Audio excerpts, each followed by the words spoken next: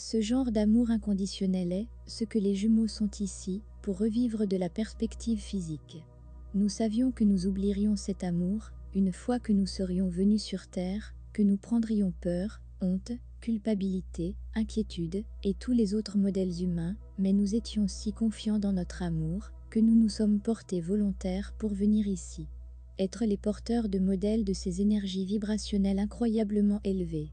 La plupart des jumeaux ont complètement oublié pourquoi ils étaient là, jusqu'à ce que l'éveil commence à nous ramener à nos véritables âmes.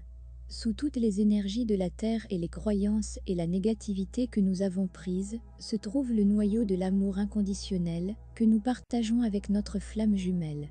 Nous avons dû l'oublier pour que nous comprenions la condition humaine, pour l'assimiler. Comprendre comment presque chaque personne sur la Terre se sent incomplète, se sépare et cherche la plénitude et l'amour sans jamais le trouver.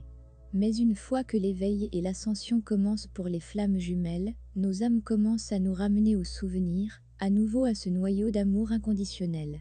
Ils commencent à libérer et repousser toute la congestion qu'il a cachée. C'est pourquoi le voyage de flammes jumelles peut être si difficile. Afin de nous souvenir de l'amour inconditionnel que nous avons connu, en tant qu'âme, de pousser notre expérience et d'approfondir notre compréhension profonde, nous nous sommes délibérément mis au défi. Nous nous sommes arrangés pour rencontrer des gens qui seraient vraiment durs à aimer. Ce sont les âmes qui se sont portées volontaires pour nous aider à comprendre l'amour inconditionnel, pour se rappeler pourquoi nous sommes ici. Parce que les gens gentils, affectueux et adorables sont faciles à aimer. Ce sont les gens qui sont difficiles à aimer, qui peuvent vous montrer la différence entre conditionnel et inconditionnel. Souvent, la personne qui vous pousse le plus est votre flamme jumelle.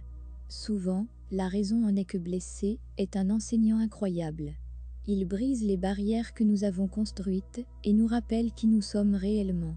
Cela nous pousse à chercher plus, à demander plus, à prier pour plus.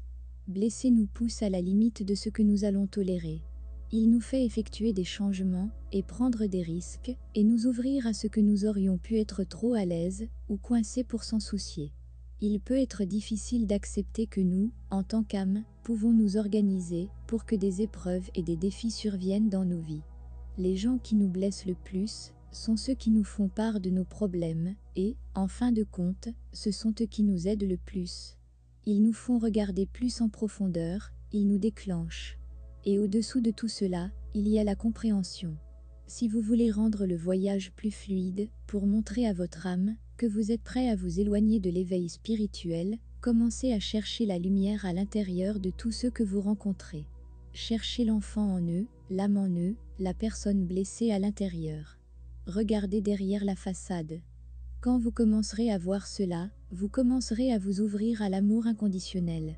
L'amour qui dépasse les actions, les mots et le comportement.